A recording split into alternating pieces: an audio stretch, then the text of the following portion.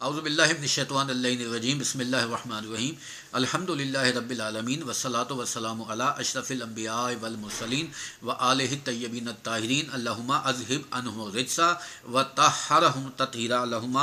صلی علی محمد وعلی محمد وعجل فرجہم علی محمد۔ ناظرین، سورہ بقرہ کا دا اسٹوری آف ایڈم علیہ السلام ہم ذکر کر رہے ہیں، اور اس میں ہم نے فرشتوں پر ایک تفصیلی گفتگو، ایک نشست کی ہے، اور اب ہم خلافت یا خلیفہ جو ورڈ آیا ہے اس پہ ہم گفتگو کریں گے کیونکہ یہ سارے ورڈ اس آیت میں موجود ہیں، انی جاعل فی الارض خلیفہ، اور جب اس میں فرشتوں کا بھی جہاں پر ذکر آیا ہے تو اس میں ذیلی طور پر یہ سارے ڈسکشنز جو آئیں گی۔ خلیفہ کے معنی ہے نائب اور جانشین کے ہیں۔ خلافت غیر کی نیابت کا نام ہے کہ کسی کی جانشینی اس کی ایبسنس میں یا اس کی موجودگی میں، ان ادر کیس، دونوں کیس میں کی جائے، یا اس کی موت کے بعد ہو، یا اس کے معذور ہونے کی صورت میں ہو، یا اس کے کسی طور پر معطل ہونے کی صورت میں، کوئی بے ہوش ہو جاتا ہے، کوئی کومے میں چلے جاتا ہے، تو مین وائل اس دوران جو ہیں،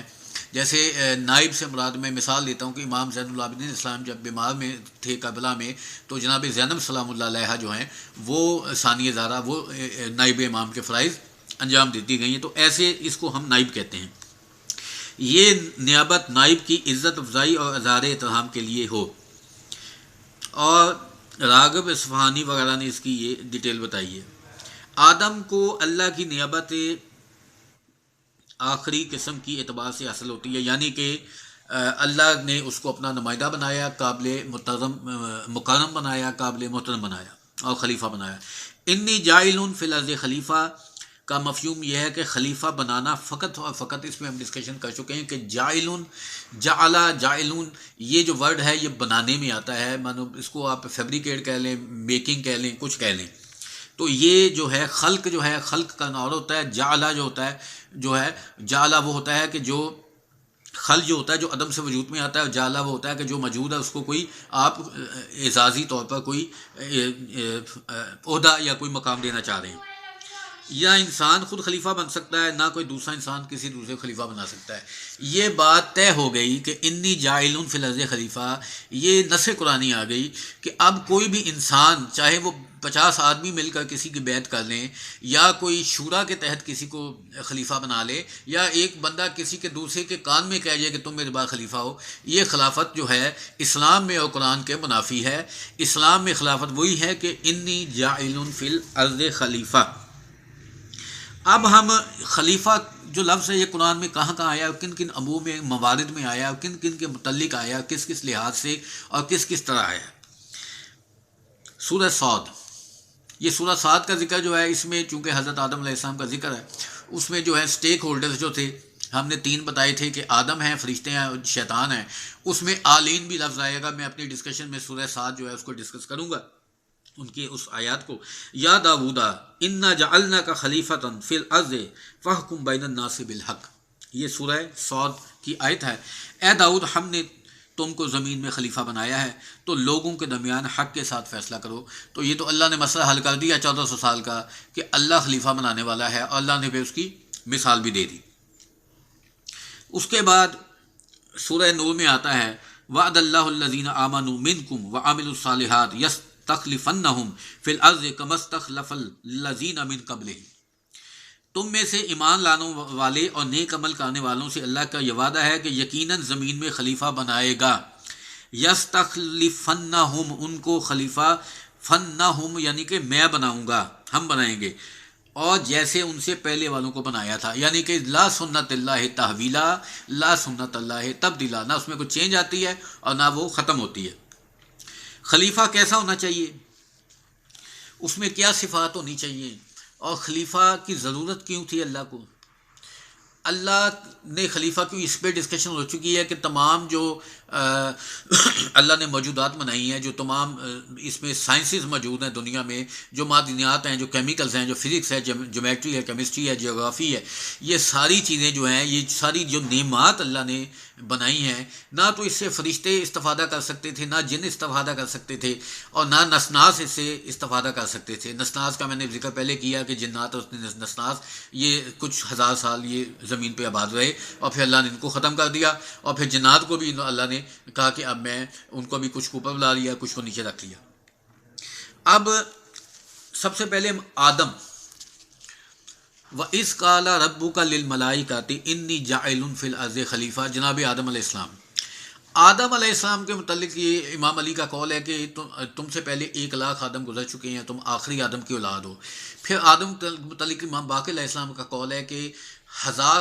آدم ہیں اور ہزار عالمین ہیں، یعنی کہ ہزار سے اگر ہم اس کو ان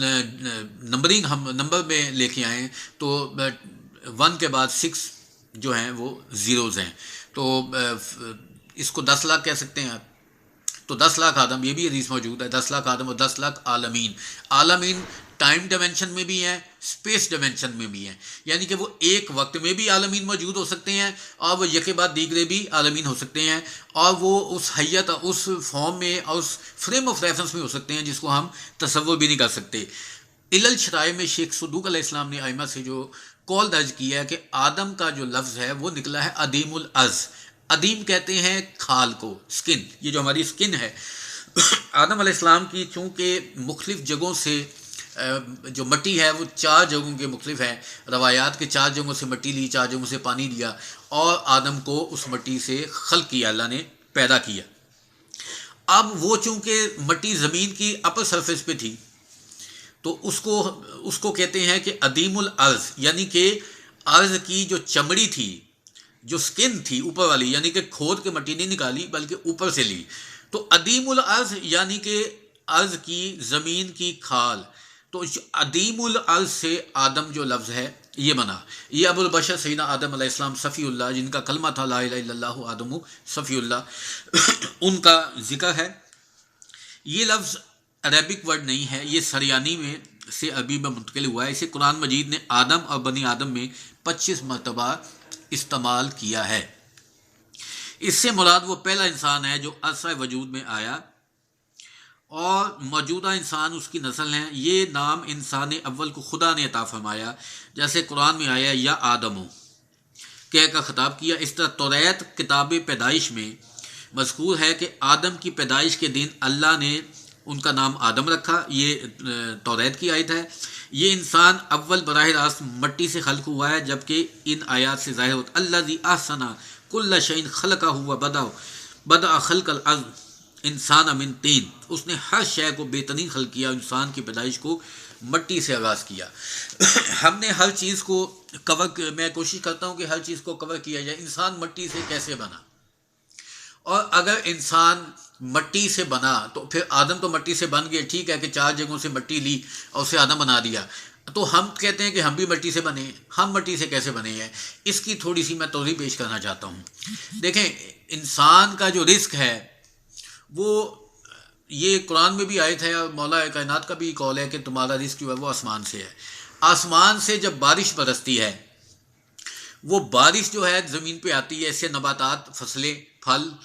سبزیاں اور اگتی ہیں اور وہ مٹی سے اگتی ہیں۔ ان کو انسان کھاتا ہے، وہ اس کی غذا بنتی ہے۔ بھیڑ بکریاں جو بھی ہیں ان کی غذا بھی جو ہے وہ مٹی سے، وہ پتے اور پودے اور یہ کھاتے ہیں۔ یہ تمام جو موجودات ہیں، یہ تمام حیوانات جو ہیں، یہ تمام اپنی غذا مٹی سے حاصل کرتے ہیں، اور اس مٹی سے حاصل کرنے کے بعد انسان میں وہ نطفہ بنتا ہے جس سے اگلا انسان پیدا ہوتا ہے۔ تو اس لیے جو سورس ہے وہ پھر مٹی ہے، کیونکہ ایکسٹریکٹڈ فرام یہ سوئل، جو مٹی جس کو تین کہا گیا ہے، کہیں پہ اس کو تراب کہا گیا ہے۔ اس پہ ہم ڈسکشن کریں گے کبھی ہمیں موقع ہے کہ تین اور تراب میں کیا فرق ہے۔ یہ بیسیکلی پراپرٹیز ہیں، ڈفرنٹ شیپس ہیں سوئل کی، کہ اس حالت میں ہو تو اس کو تین کہتے ہیں، اس حالت میں ہو تو اس کو تراب کہتے ہیں۔ ثم جعل نسلہ من سلالۃ من ماء مہین، پھر ایک ایسے نچوڑ سے اس کی نسل چلائی جو حقیر پانی ہے۔ یہ بیسیکلی سپرمز کی بات ہو رہی ہے کہ کیونکہ اللہ نے قرآن میں ایک جگہ کہا کہ میں نے ہر شے کو پانی سے حیات دی، تو جو نطفہ ہے اس کو، یا جو سپرمز ہیں اس کو اللہ نے ایک حقیر یا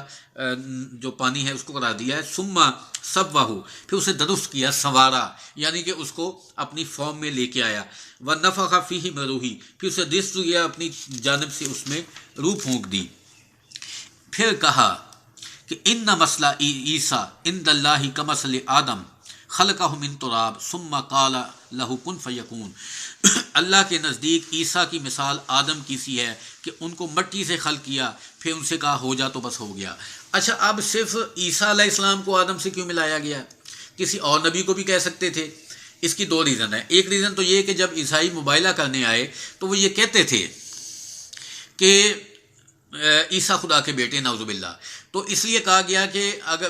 عیسیٰ کی مثال آدم جیسی ہے کہ اگر عیسیٰ بغیر باپ کے خدا ہو سکتا ہے یا خدا کا بیٹا ہو سکتا ہے، تو آدم کے تو ماں باپ دونوں نہیں تھے، اس کو زیادہ حق پہنچتا کہ وہ خدا ہو یا خدا کا بیٹا ہو۔ اور دوسری مثال یہ تھی کہ آدم کا اور عیسیٰ کی جو پیدائش ہے، جو خلق کیا گیا ہے، اس میں ایک بڑی ریزیمبلنس بہت زیادہ ہے۔ جہاں پہ حضرت عیسیٰ علیہ السلام کا آپ ذکر پڑھیں گے وہاں کن فیکون، یہاں پہ بھی دیکھیں کن فیکون کا ذکر آیا، اور پھر اس نے کہا ہو جا تو بس ہو گیا۔ یعنی کہ جناب مریم علیہ السلام کا جو پریگننسی ٹائم تھا وہ 9 گھنٹے تھا، 7 ایک گھنٹے کو کہتے ہیں، اور اس کو عربی میں 24 جو ساتیں ہوتی ہیں اس کا ایک دن جو ہے یوم جس کو ہم کہتے ہیں وہ بنتا ہے، جس میں دن اور رات شامل ہوتے ہیں۔ تو اب وہ بھی چونکہ کن فیکون میں آدم میں روح پھونکی، وہ اٹھ کے کھڑے ہو گئے اور انہوں نے کہا الحمدللہ، تو اللہ نے کہا یحمک اللہ۔ تو یہ ساری جب دو اس میں آدم کی جو خلقیت ہے، کبھی میں کوئی اس پہ ٹاپک آیا تو میں ذکر کروں گا۔ بعض حلقوں میں آدم کی نبوت اور عدم نبوت پر بھی بحث ہوئی ہے کہ کیا وہ آدم پہلے جو تھے وہ نبی تھے یا نہیں۔ میرا خیال ہے اس میں ڈسکشن کی ضرورت نہیں ہے، کیونکہ ائمہ کی حدیث موجود ہیں اور یہ خدا کا ذکر موجود ہے قرآن میں۔ لیکن یہ کیونکہ پہلا نبی ہی حجت خدا تھا، کیونکہ زمین کبھی حجت خدا سے خالی نہیں رہتی، اس کی بہت بڑی دلیل ہے کہ وہ جو فرسٹ آدم تھا وہ خود نبی تھا۔ اس کے بعد اگر 1,00,000 آدم آئے یا ان آدم سے پہلے کوئی، یا ان کے پیرلل زمینوں پر دوسری جو ارض و سماوات ہیں یا پلینٹس ہیں یا گلیکسیز ہیں یا بڑے بڑے جو سولر سسٹمز ہیں، وہاں پہ اگر کوئی اور آدم موجود تھے تو وہ ہو سکتا ہے پیرلل ایک ہی ریلیٹیو ٹائم میں موجود ہوں۔ پھر آیا کہ ان اللہ اصطفیٰ آدم، سورہ آل عمران، ان اللہ اصطفیٰ آدم و نوحا و آل ابراہیم و آل عمران علی العالمین، ہم نے آدم کو، نوح کو، ابراہیم اور آل عمران کو عالمین پر فضیلت دی۔ اس میں پھر ایک ڈسکشن آئے گی کہ آدم کو الگ کہا گیا، اولاد آدم نہیں کہا گیا، ورنہ ساری اولاد آ جاتی۔ نوح کو کہا جاتا تو نوح کے بیٹے بھی آ جاتے، اس لیے نوح کا ذکر الگ سے کیا۔ ہاں، جب آل ابراہیم کی بات کی تو پھر آل ابراہیم سے مراد سے وہ ہیں جو ابراہیم کے راستے پہ چلنے والے ہیں، اور آل عمران میں چونکہ جناب سرکار ابو طالب کا نام بھی عمران تھا، موسیٰ علیہ السلام کے نانا کے عمران بھی، والد کا نام بھی عمران تھا، حضرت عیسیٰ کے نانا کا نام بھی عمران تھا۔ تو اس میں تینوں توضیح جو ہیں وہ پائی جاتی ہیں، اور مختلف علماء نے اس پہ ڈیبیٹ کی ہے کہ اس سے مراد واقعی جو آل عمران سے عمران ہے وہ کیا ہے۔ پھر ان کے رب نے انہیں برگزیدہ کیا، پھر ان کی توبہ قبول کی، ہدایت۔ تو یہ اصطفیٰ جو ہے یہ دلیل ہے کہ آدم جو تھے وہ ایک منتخب تھے، اور اللہ نے ان کو تبھی منتخب کیا یا تبھی وہ منتخب ہوئے کہ وہ نبی تھے، اور وہ پہلے نبی تھے، اور وہ لیکن صاحب شریعت نہیں تھے، ان پر بھی کچھ صحیفے نازل ہوئے ہیں، اور ان صحیفوں کے بعد جو شریعت جو چلی ہے،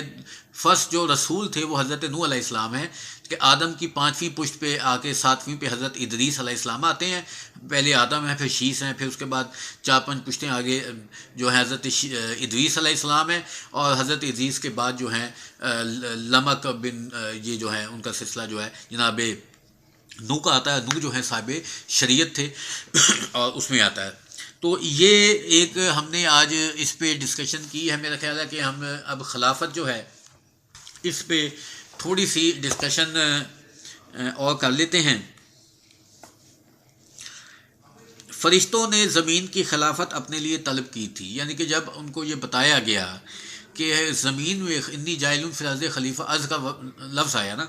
تو انہوں نے کہا کہ اسی بنا پر انہوں نے اپنی تسبیح و تقدیس جتلائی، اور جب اللہ نے کہا کہ تم اس مصلحت کو نہیں جانتے جو میں جانتا ہوں، تو انہوں نے فوراً توبہ کی اور عرش کی پناہ لی۔ ان کی توبہ منظور ہوئی، آدم نے سے ترک اولیٰ ہوا تو انہوں نے بیت اللہ کا طواف کیا، ان کی توبہ منظور ہوئی۔ جب فرشتوں نے یہ بات کر لی تو ان کو احساس ہوا کہ ہم نے جو ہے غلط بات کی ہے، بے شک وہ مصلحت کے جانتے ہوئے، معصوم عصمت کے ہوتے ہوئے انہوں نے یہ بات کی۔ تو اس کے بعد اللہ نے پھر ان کو کئی ہزار سال جو ہے روایات میں ہے کہ اللہ نے ان کو دور کر دیا اپنے عرش سے، یعنی کہ اپنے خصوصی نگاہ سے۔ عرش سے پھر میں مراد وہ نہیں لوں گا۔ تو پھر انہوں نے جو ہے اللہ نے ایک بیت معمور بنایا، اور اس پہ جو ہے وہ بیت ممو جو ہے اس میں 70,000 فرشتے داخل ہوتے ہیں، ایک طرف سے نکل جاتے ہیں، اور ایک فرشتہ آج تک دوسری دفعہ داخل نہیں ہوا، مطلب اتنے ان لمیٹڈ ان کاؤنٹیبل فرشتے اللہ نے بنائے ہیں۔ اور پھر وہ بیت ممو کا جو ہے وہ طواف کرتے تھے فرشتے، اور انہوں نے فرشتے کی انہوں نے طواف کیا 7,000 سال یا 7 سال یا مختلف جو روایات موجود ہیں، اور اس کے بعد ان کی توبہ، اور پھر اللہ نے آدم کو کہا کہ تم زمین پہ ایک گھر بناؤ، کیونکہ یہ فرشتوں کی توبہ کے لیے بیت المعمور پہ جو گھر بنایا تھا جس کا نام زرا تھا، جو میں نے کچھ روایات میں پہلے بتایا ہے، اور اس کے بعد جو آدم یا آدمیت، یہ نسل آدم یا بنی نوع آدم کے لیے گھر وہ بیت اللہ بنایا گیا۔ اور روایات میں ہے کہ حضرت آدم کو ندا آئی کہ تیری اولاد میں سے جو بھی اس مقام پر حاضر ہو کر اپنے گناہ سے توبہ کرے گا میں اس کی توبہ قبول کروں گا۔ اب آدم کو یہ تو اجمالی طور پر ملائکہ کو یہ تو معلوم ہو گیا کہ آدم کی خلافت مسلط ہے، اور انہوں نے خلاف مسلط لب کشائی کی ہے اور توبہ بھی کی جو منظور ہوگی، لیکن ان کو وجہ معلوم نہ ہو سکی۔ مطلب اب وہ انہوں نے بات بھی کر لی، ان کو ان کی تسلی، اب اللہ کا ان کو مطمئن کرنا بھی ضروری تھا۔ بے شک ہم غلطی پہ تھے، آدم ہم سے افضل ہے، پر اس کی تفصیل کو یوں بھی پیش فرمایا۔ اب اس میں یہ آتا ہے کہ خداوند کریم نے حضرت آدم علیہ السلام کو تمام انبیاء کے نام، حضرت محمد مصطفیٰ صلی اللہ علیہ وسلم، ان کے اہل بیت اور جو دوسرے جو تھے اوصیاء جو ان کے بعد آئے ہیں، تو ان کی جو کی وہ خلقت اور ان کی جو نورانی جو اجسام تھے یا ارواح مقدسہ تھی ان کی زیارت کرائی۔ تو اس ٹاپک کو ہم اگلے اس میں لے کے جاتے ہیں جس میں آتا ہے وَعَلَّمَ آدَمَ الْأَسْمَاءَ كُلَّهَا ثُمَّ عَرَضَهُمْ عَلَى الْمَلَائِكَةِ فَقَالَ أَنبِئُونِي بِأَسْمَاءِ هَؤُلَاءِ إِن كُنتُمْ صَادِقِينَ قَالُوا سُبْحَانَكَ لَا عِلْمَ۔ یہ جو آیت آگے چل رہی ہے اس کی ہم ڈسکشن کوشش کریں گے کہ اگلا جو ہمارا نشست ہے اس میں وَعَلَّمَ آدَمَ جو علم آدم الاسماء ہے کہ علم الاسماء کیا چیز ہے، اور یہ علم الاسماء کیا آدم کو دیا گیا یا بنی آدم کو دیا گیا، مطلب یہ ایک ڈیبیٹ ہے پوری، اور اس پہ ہم ڈسکشن کریں گے اب انشاءاللہ اگلی نشست میں۔ اور یہ ٹاپک جو ہے ابھی مزید انشاءاللہ چلے گا، کیونکہ اس میں کچھ ضمنی باتیں بھی ایڈ ہو جاتی ہیں، کچھ تفصیل سے بھی کچھ موضوع جو ہیں وہ وضاحت طلب ہوتے ہیں، تو ہم اس کو یہاں اختتام کرتے ہیں۔ وآخر دعوانا ان الحمد للہ رب العالمین۔